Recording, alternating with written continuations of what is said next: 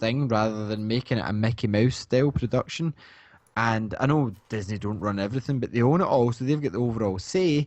And I was worried this was going to become Mickey Mouse will show up in the Planet Disney with a lightsaber, which I've seen Mickey Mouse with a lightsaber, and it's not pretty.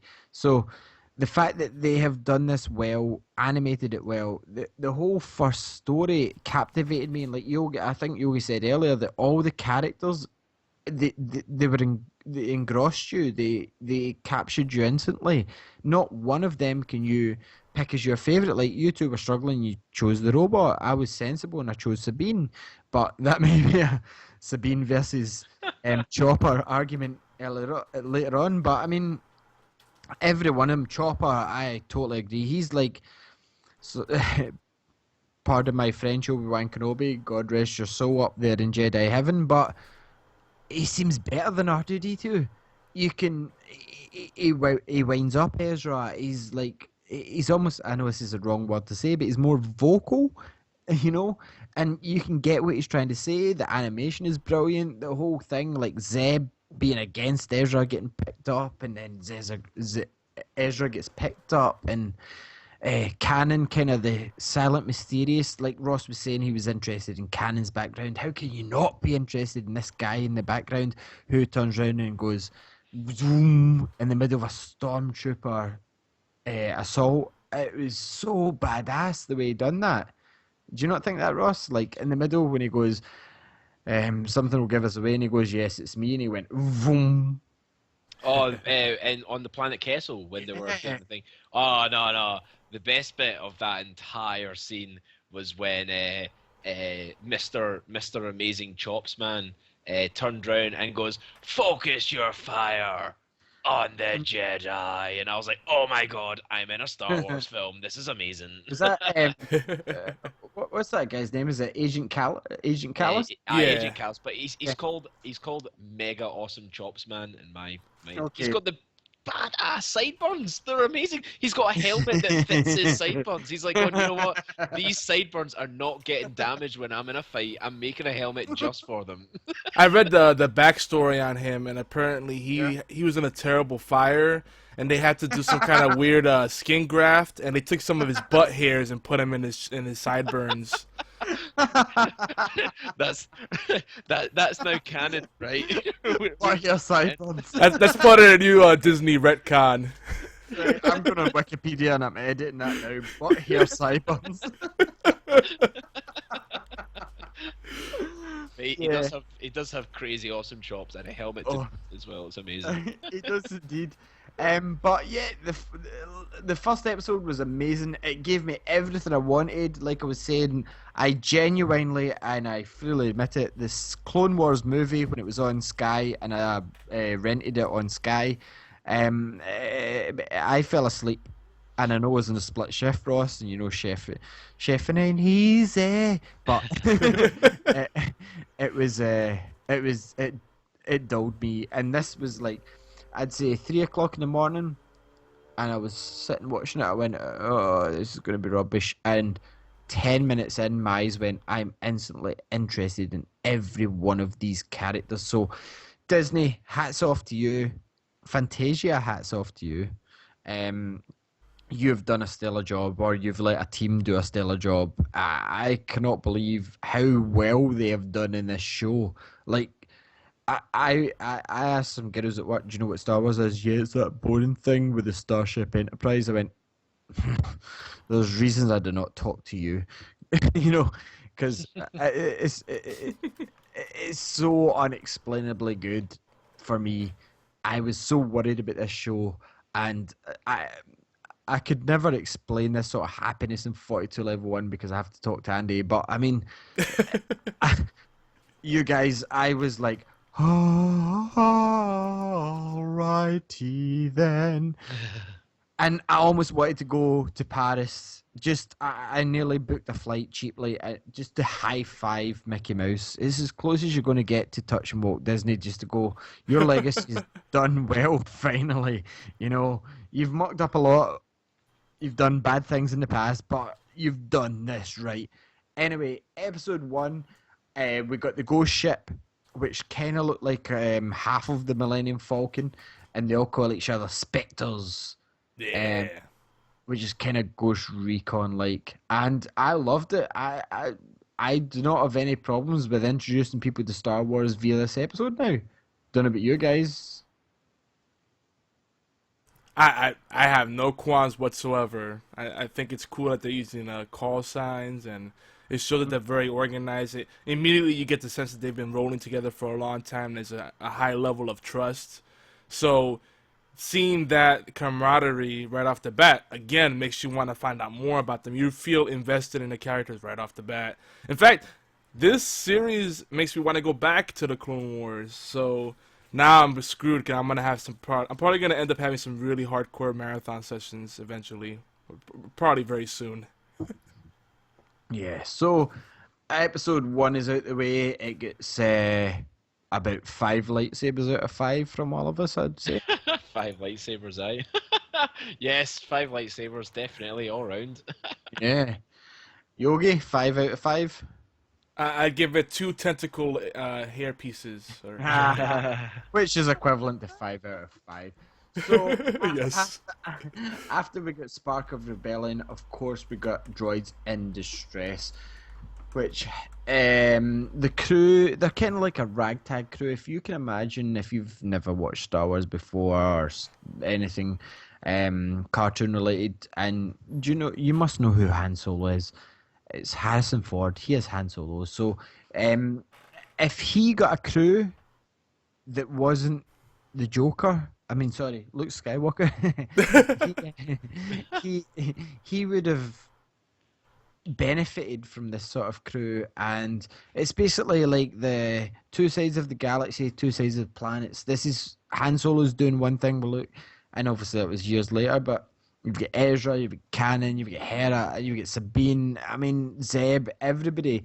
Zeb kind of is apprehensive against Ezra, and I don't really understand why. Do you two guys have an opinion why he's apprehensive?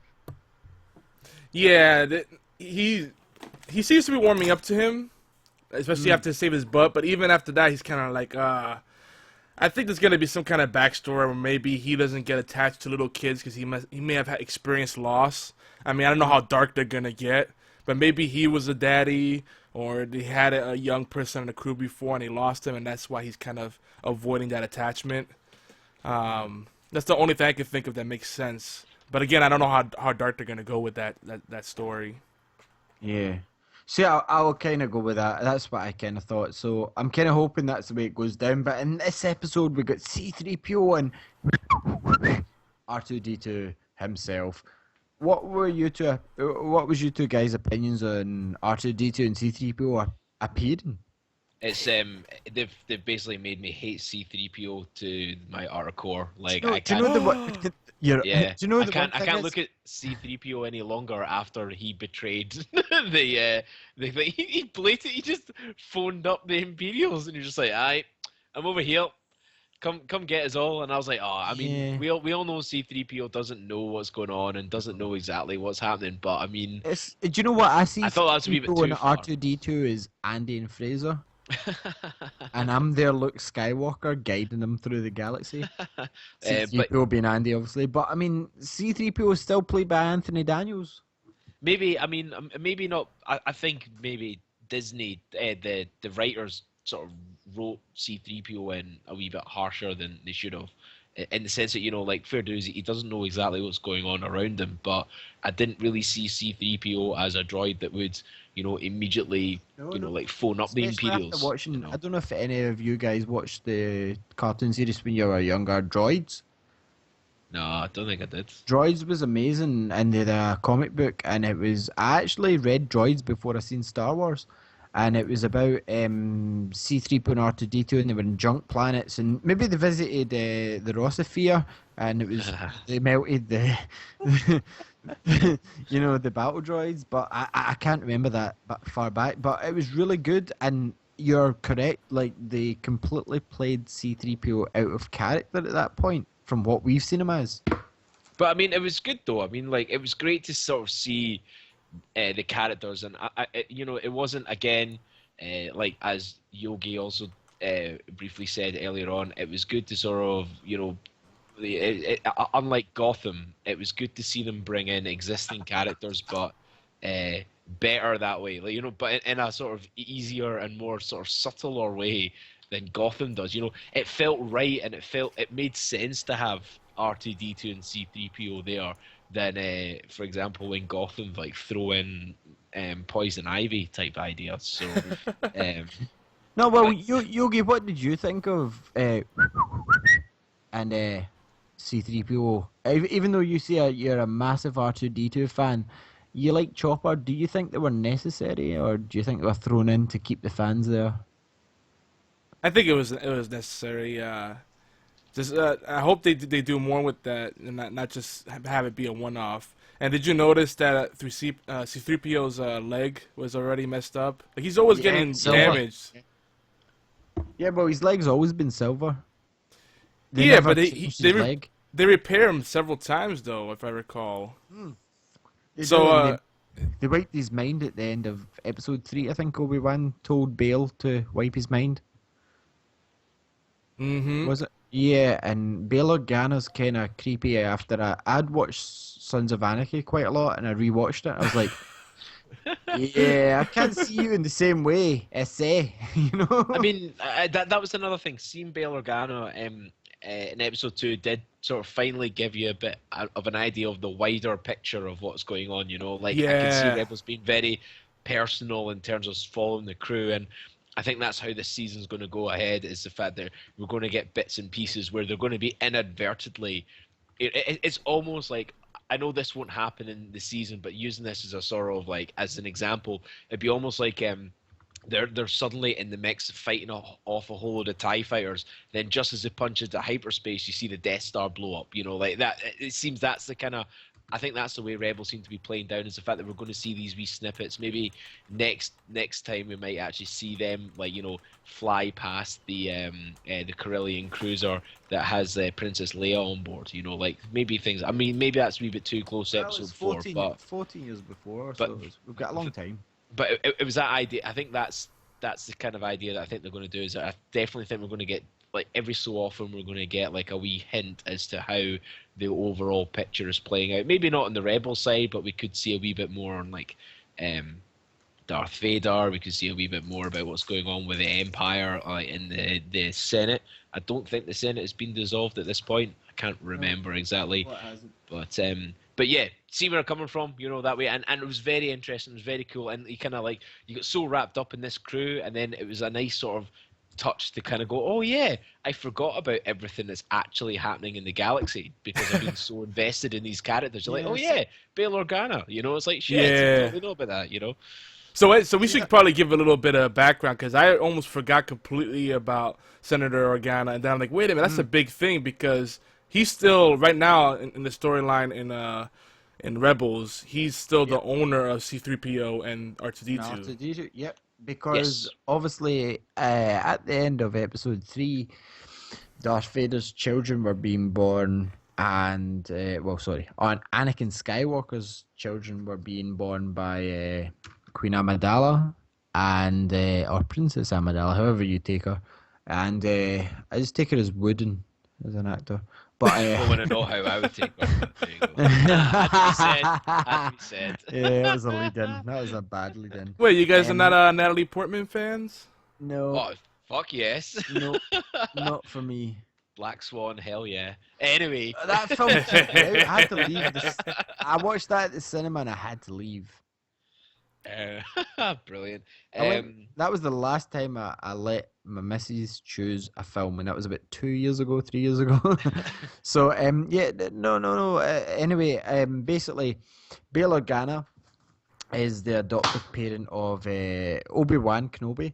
Once the Jedi Order got dismissed and Darth Vader had ruled his iron fist or black fist or metal fist or whatever his arm is, robotic fist, and they had to go into hiding, so Obi-Wan Kenobi went into Tatooine, into hiding. Oh, I feel sorry for Kenobi. I really miss Kenobi. But anyway, enough of my Kenobi love. He gave Luke to Bail Organa, and no, it wasn't. It was two farmers.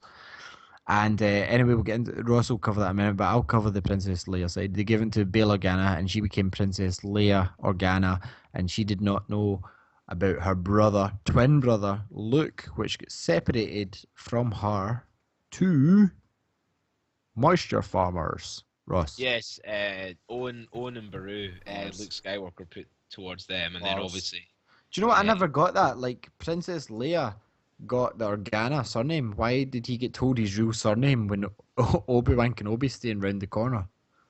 I don't know. Maybe I think they were a bit. Why was he not Luke Lars? I think it was a bit more. I think they were a bit more sort of flexible with Luke knowing about his past. They were more modern, and they were okay with Leia, separate parents and adoption and stuff. But to bring that into Rebels, obviously for that background thing, Bail Organa still owns R2D2 and C3PO, which means, it's an interesting sort of point to make, and it'll be interesting to see how they manage to sort of deal with that overall. That's strange. I don't recall owning a droid. We might.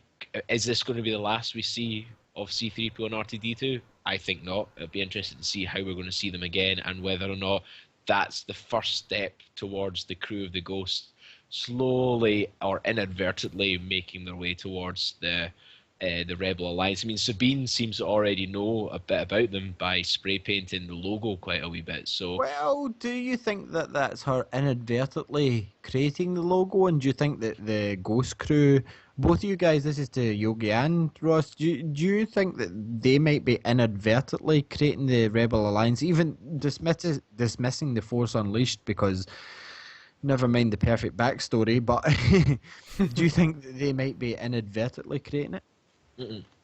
No? I think it's already been created, and Sabine is a Rebel operative working within, not working in like a bad way against the crew, but I think as a Mandalorian in her, she might be swaying her towards the Rebels. Yeah, I think she's pushing them into helping the Rebels inadvertently, by sort of coming up with these. Well, maybe Hera has more idea about the missions, but I think that's why. I reckon.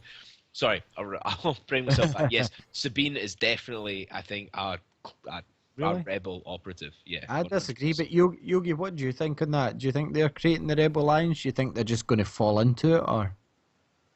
Well, considering if everybody's spread out throughout the galaxy and there's only 5 years till A New Hope, you would think that there's some kind of operation already in place.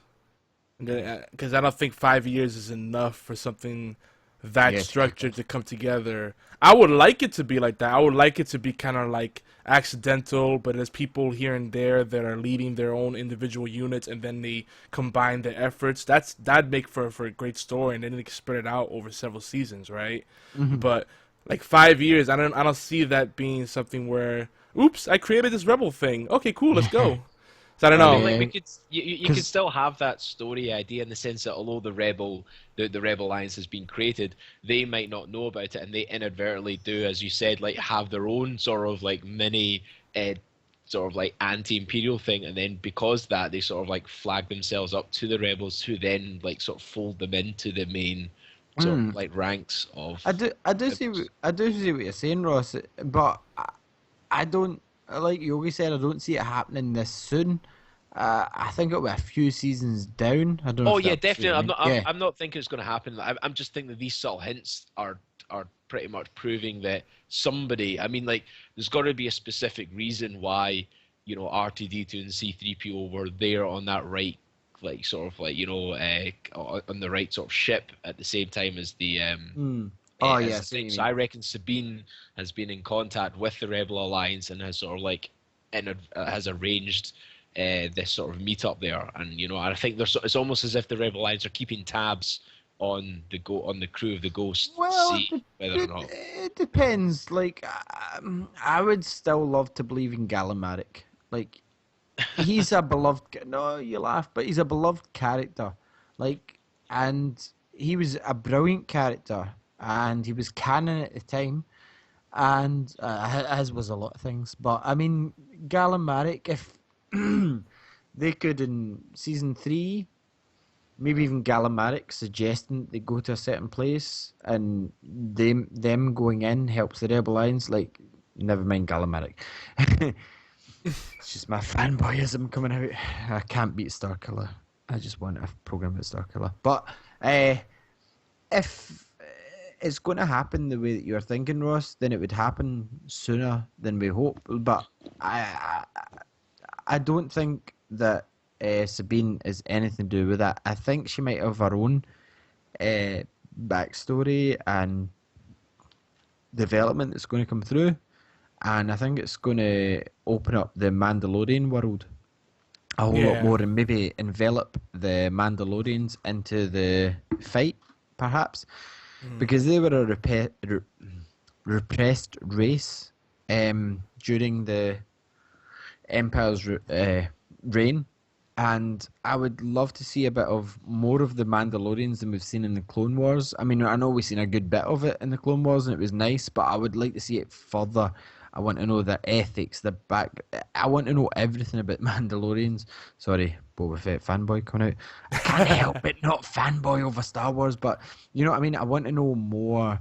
And Ross is going to the end goal, and I want to see that end goal eventually, that they have helped the Rebel Alliance all along, but I don't want it to be like a plant like Hera or Sabine, like Ross said, or even Chopper being a fucking plant for the Rebel Alliance. I want it to be a thing that's developed along, that isn't a thing just now, because like Yogi said, I don't think 5 years, Ross, is enough for people to go, yeah, we're going to rebel against this shit. I think 5 years is probably like Scotland not getting independence. And No. there. I was more meaning like the Rebel Alliance has already been set up, and they I are don't like believe in that. they're like one, and they're like, so the Rebel Alliance Oh. are keeping tabs on like prospected I don't think that's crews sort of I don't- idea. I disagree. I really don't think that's happening just now. That's that. Well, I mean, like I just No, that's kind of your the way I think, opinion. That's you your know. opinion. Like that everyone can think their own, but I mean, like the timeline just doesn't fit. Well, is it me, or doesn't Sabine seem like too carefree to be someone that's like masterminding something of that scope? Yeah, but I mean, there's a she's either reason- playing there's off a re- very well. There's a reason, Yogi. She's wearing Mandalorian armor, so she's either Mandalorian or she's retrieved that armor from a Mandalorian. That's my two thoughts. Yeah. So I think she's either Oh, all a badass- Mandalorians bounty hunters, or what's up with that? Well, not all Mandalorians are bounty hunters, but they're a race of warriors. But I mean, she is either taking that armor from a dead Mandalorian, which makes her a badass in one way, or she Yeah. is a Mandalorian, and she's badass anyway. So Yeah. I want to know. That's why she's my favorite character just now. I want to know her backstory. Yeah. It seems to me as if, see, because she's a graffiti artist and she's spray painting, it seems to me like she's more rebelling against her. Sorry, Ross, I don't want to get you started. There's no Her Rebel heritage. Alliance for her. Yeah, she's rebelling against her heritage, and she's Yeah. left the Mandalorians, and she's spray painted her armor and joined Cannon's crew. That's my opinion. I like that. But, I like that a lot. yeah. But anyway, what was that one? Droids in Distress. So we've got C-3PO, R2-D2. Ezra did save Zeb in this episode, which is a recurring theme. He saved his life, Ross. Yeah. Yeah, it was an interesting sort of like take on the whole idea, and it does open up with quite an interesting dynamic between the two characters, and Very. yeah, it's quite cool. Which is probably it's explored a wee bit more in the third episode, which will be the final one I think we're covering tonight. Which is Fight or Flight, I think it is. Is it Fight or called? flight, indeed. Fight or Flight? Which I think this is the poorest episode so far. Well, you say poor, Um, but it's better than most Clone Wars episodes. I just felt like it sort of dragged on, and I just Really? didn't. Yeah, I felt it dragged on quite a bit, and I mean, I could see what they were trying to do with Zeb and Ezra. Like That was the whole but point. I just felt like they didn't hit the nail on the head. I'm not saying that it was still an entertaining episode, but course. it just wasn't the best. Sorry. See, no, I don't apologise, but basically, sorry, there's spoilers if you've not seen episode 3, but there's not too many, I wouldn't say. There's no new characters introduced, I wouldn't say. apart from the fruit No, I settler mean, guy. it was more the fact it just wasn't interesting. Like there was nothing. Oh Like, yeah, I agree with going that. on. There was That's what it's meaning. nothing Like, you know, happened. just Yeah, yeah, that's why it's meaning it dragged on was the fact that nothing was going on and yeah. they were just there for the sake of being there. And again, this is why we were saying before we came on, we were saying to Hmm. Yogi that the fact that there's not a lot of spoilers. This is one of the reasons why I knew there's not a lot of spoilers is because episode 3, literally nothing really did happen. They just were on a wild goose chase for some fruit, and then all of a sudden, things sort of like fell apart, and it just, yeah. I mean, there wasn't much going on, and I was expecting a wee bit more between sort of Ezra and Zeb, in the sense that because obviously Ezra had saved Zeb's life in the previous episode. I thought there was an interesting dynamic to explore, and I just felt they sort of like missed the nail on the head. And it's a shame. I mean, there were some quite decent action sequences with sort of like the TIE fighters getting involved, and it kind of, again, like bringing back Edge of the Empire. This episode did play out like a sort of what would happen if my players ended up getting involved with a TIE fighter, in the sense that the TIE fighter's stolen, they're getting themselves hunted down, and they end up destroying the TIE fighter while they're trying to get back. And it does play out like one of those sort of like Edge of the Empire things. And again, this is one of the reasons why I'm just loving Rebels so much so far. But yeah, I mean, we kind of got a wee bit more touches as well, and sort of how Ezra handles his force ability as well, which is quite interesting. He's sort of trying to prove to Zeb that he's still like he's force adequate, like Kanan or Cannon or however it's pronounced. However, obviously Zeb is obviously making fun of him because he's just not as good as Kanan.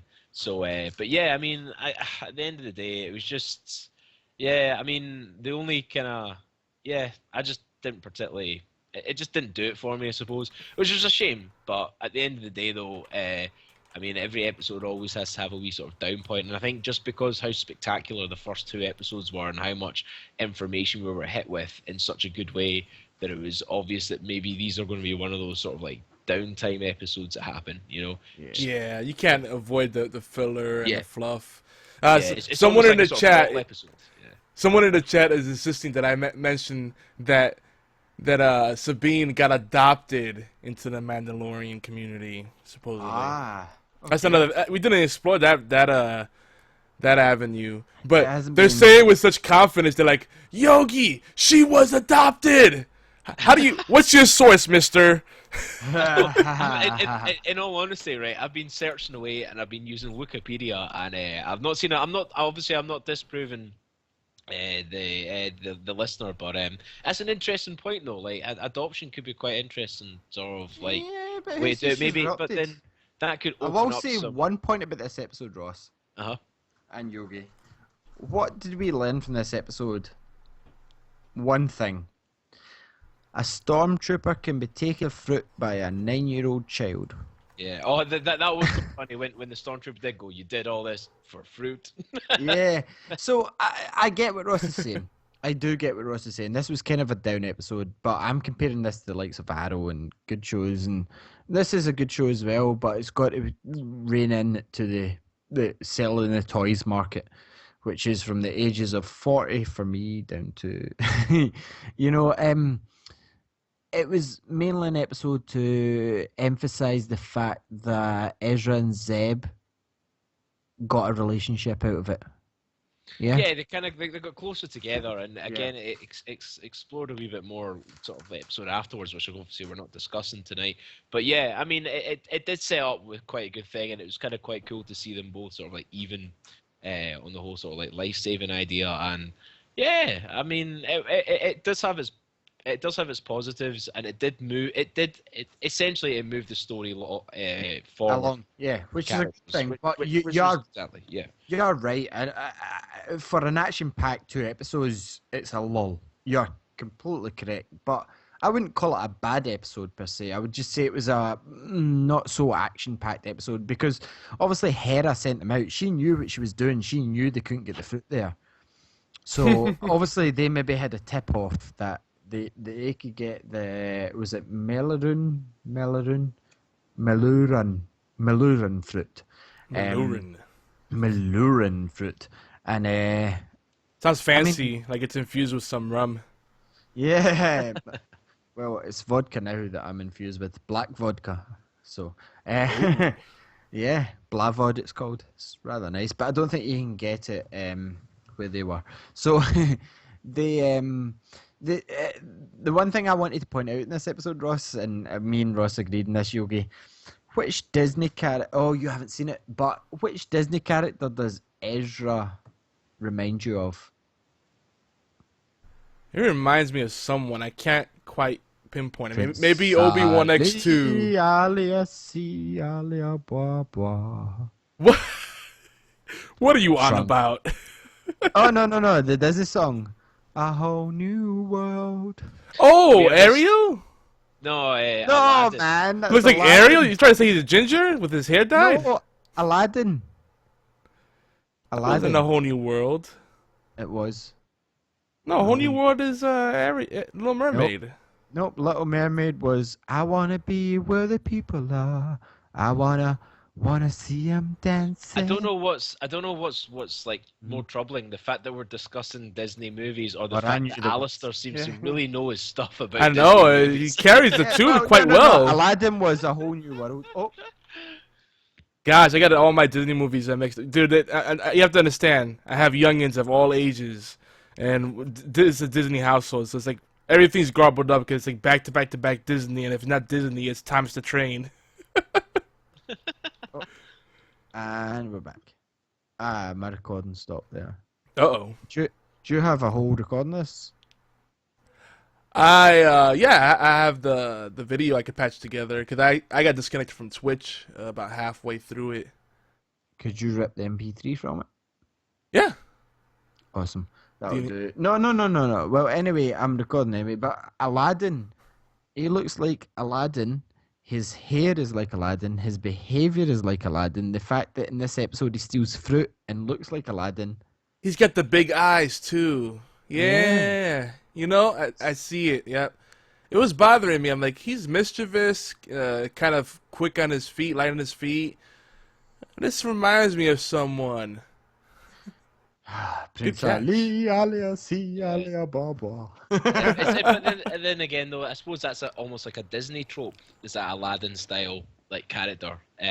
Yeah. But I think but then that Aladdin style character fits in well with the Star Wars universe, especially within the Outer Rim and the Rebel show. So it's like a sort of like it's a nice sort of nod to the Disney character rather than a sort of like negative. I'm glad you mentioned that, Ross, because this isn't me, but it's like every planet in Star Wars a desert planet. Like you barely ever see Greenland. I know, but I don't know why. Because like I think desert planets are the most least interesting planets you could possibly think of, like setting stories at. But yeah, I don't know what it is. Like because if you sort of read into about the Outer Rim planets, like there's actually very few desert planets, like in the Outer Rim. It's just seems to be in the rim, but these ones. But yeah, I would like to see more sort of like flora and fauna of the Star Wars universe. Maybe not as sort of like as crazy as oh god, I can't remember the planet's name. There's a planet that was seen in the Clone Wars which had crazy flora and fauna. But yeah, I wouldn't mind seeing something that like was the Force normal. Unleashed. But it was also Was that in it as the well? Clone Wars as well, yeah. But anyway, yeah, I totally see. Yeah, it's so strange that they decide to pick these barren desert planets type thing. But That's a style, though, isn't it? Really? yeah, it could be a style, but yeah. Either way, though, I really am looking forward to seeing sort of more, hopefully more interesting planets. Like, because even I can't remember the true, I think it's Lorthal or Lothal, the planet that Ezra's from, where everybody seems to have met so far in Rebels. That's still, although it still has some greenery, it's not like as completely different as Tatooine. But yeah. What about Yeah. Naboo, Ross? Yeah, I mean, well, the thing is, though, is that that's sort of the prequels were good in terms of trying to show different sort of like types of planets, but more sort of focusing on like Rebels right now, it'd be good to see a bit more interesting backdrops when it comes to planets. I mean, I'm loving the backdrops of like the Imperial prisons and Mm. the ships and the interiors, but the exteriors I think would be quite I think it's more the fact that like they've got a good palette to work with, and be interesting Yeah, to see how it goes. they've got a lot to work with. They really do. They've got an open palette. They, I think they've got a lot of exploring to do, and I do agree with you a little bit. But then you've got to think like Star Wars trademark is Tatooine, basically.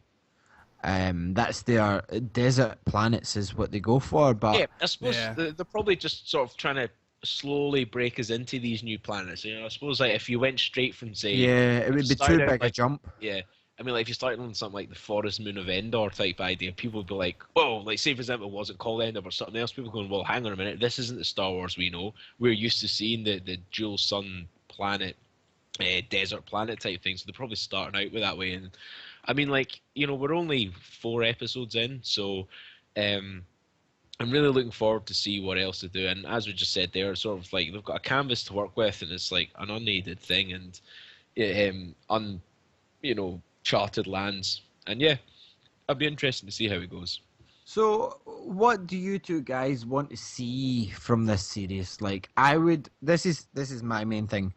I want to see them going to Tatooine and seeing Hermit Obi-Wan or Ben Kenobi. What do you want to see Yogi from Rebels as a whole?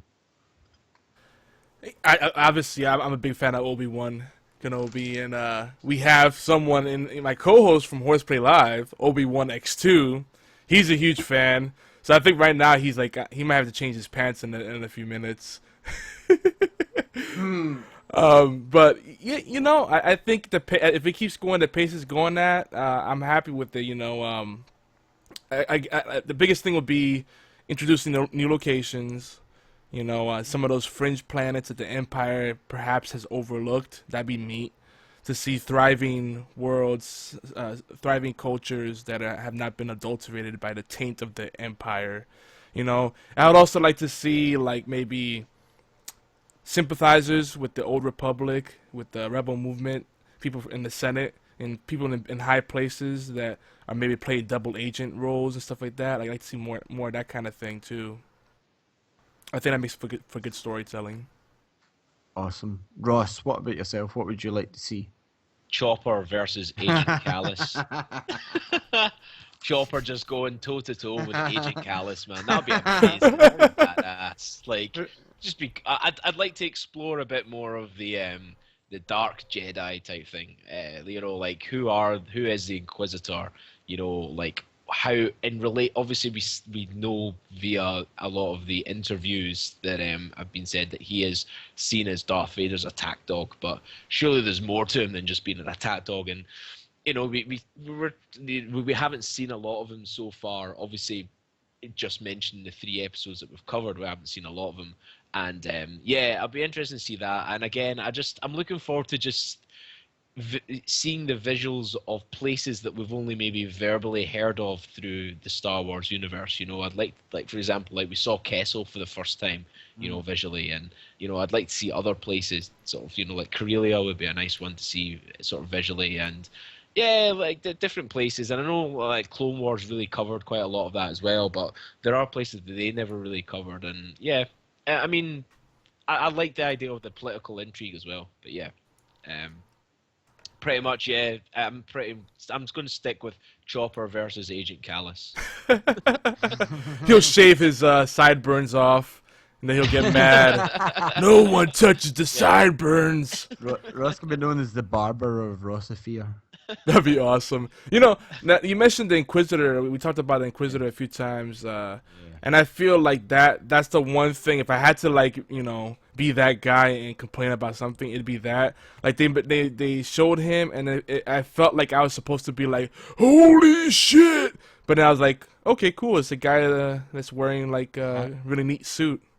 He looks like an extra from Hellraiser." Yeah, he hasn't really done anything yet. Yeah. And I think that may be one of the reasons why the Darth Vader scene is going to get added in, because then people would be like, "Holy shit, Darth Vader! Who is Yeah. this guy? He must pay more attention, rather than being like, oh, okay. But for me, it's Exactly. more like he's got the lightsaber with the circle bit. Yeah, which obviously based in like TV spots, but it's lightsaber, Yeah. and it's actually based on an unused concept design from The Force Ralph Unleashed. McQuay. Ralph No, it's McQuay. the The lightsaber whole design. the whole series is based on Ralph McQuay's original drawings. Yeah, no, but what I'm saying is that the unique lightsaber that the Inquisitor Yeah, has yeah, yeah. is based on an unused concept from The Force Unleashed. Like, Ah, yeah. I get you. that's what's been. I gotcha, bro. I got What's you in the down. box? What's in the box? Go what's in the Oh, God. box, man. Go on, what's in the box? Anyway, the one thing before we finish up, I've got to comment on. You love lightsabers, just like I love lightsabers, and it's not one of those shows, listeners. But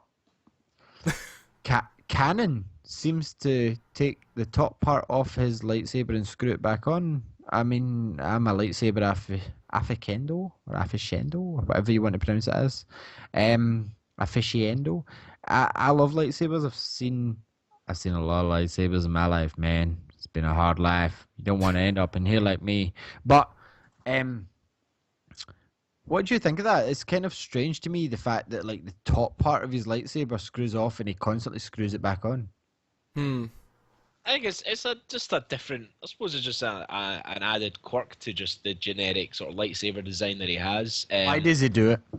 Well, in all honesty, I don't really know exactly why, and I'm looking forward to an explanation that hopefully we might get as Star Wars Rebels progresses.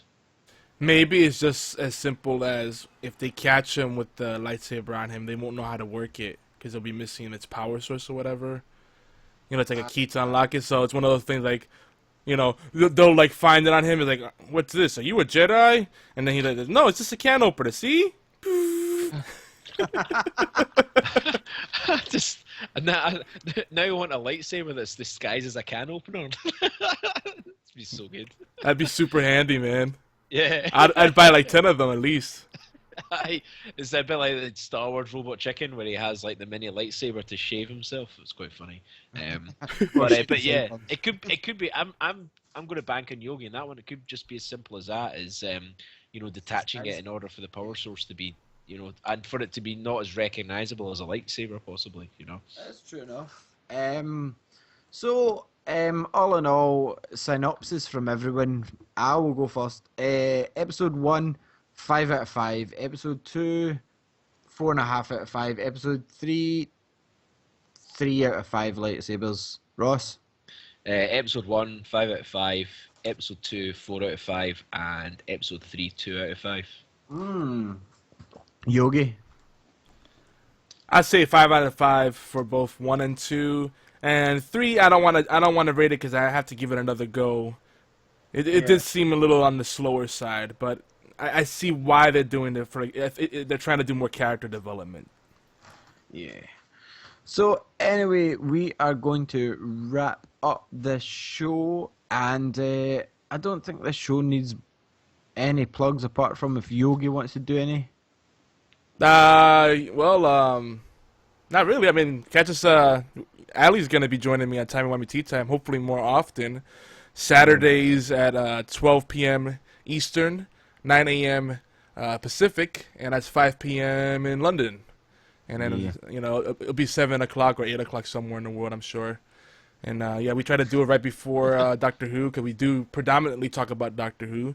That's right here on Geeky Antics Twitch channel, twitch.tv/Geeky Antics. And then we upload the videos to the YouTube channel of the same name. And, that's pretty much it. Awesome. Well, Ross, where can they find your dulcet tones on a Friday night? Friday night, you can get us. We're on Starling City Radio. No, sorry, I completely lost it there. Yeah, you can find me in Starling City Radio. StarlingCityRadio.tk to catch up on all our episodes, and follow us on Twitter at Starling Radio. I got it right this time. You did indeed. So you can catch Starling City Radio, where it's all things Arrow, and we cover the Green Arrow comic books as well, and I do some character deconstructions of various characters and stuff. So yeah, it's good. It's a good laugh. Yeah, and if you want to catch me as well, you can get me obviously right here at RebelsCast UK on Twitter. Send us all your questions, or you can get me rebelscast@gmail.com. I'll get you all your emails, and I will eat them up like Jabba the Hutt. And I swear I will not turn you into a Twilight princess like Yogi was wanting to be earlier. I mean, there's no comment on that.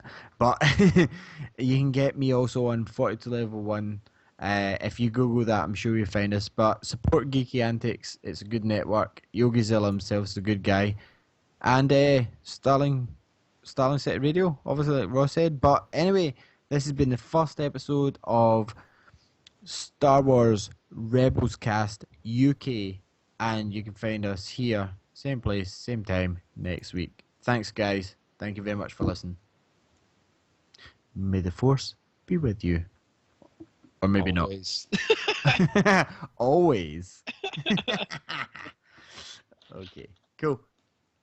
I feel like I should end this off for the live stream. I should put the music back on. I think Ross liked it. Hell yeah, I was Ross raving out like loved it. something else, man. It was awesome. Ross was instant like a German guy in a vest top.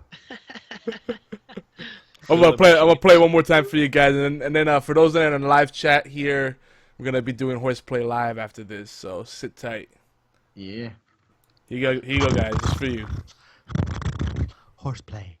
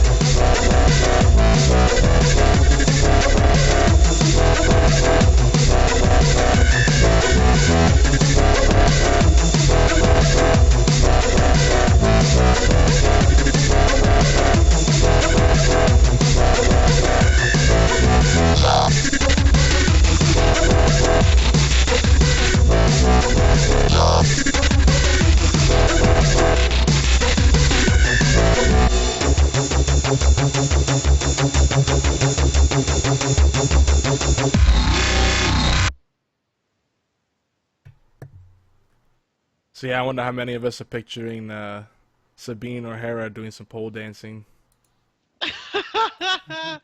You can read my mind.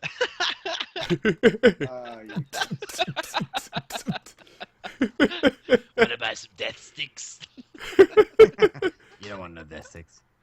Alright, let me take the stream offline. Guys in the chat, sit tight. We're gonna start Horseplay Live right after this. Got no Obi's getting antsy. He's like writing in all caps in the chat like, Obi-Wan, say my name! That's me! Hi Obi-Wan, there's a hello from 42. Word. Yeah, you're gonna have a long day tomorrow, because, well, actually, it's not gonna be too bad for you. Nah, my missus is away to Edinburgh tomorrow. Oh, because you're doing time in Miami tea time with me later. Yep. She's away on a hen do from 11 o'clock tomorrow morning, so. Ah! You have the house to yourself, so you're gonna run around in your underwear and socks. I know how you roll, man. Nah, I made the fatal mistake of inviting my friend round, so I can't do that. Dope! Yep. Yes, I'll hit you up on Twitter later. See if you can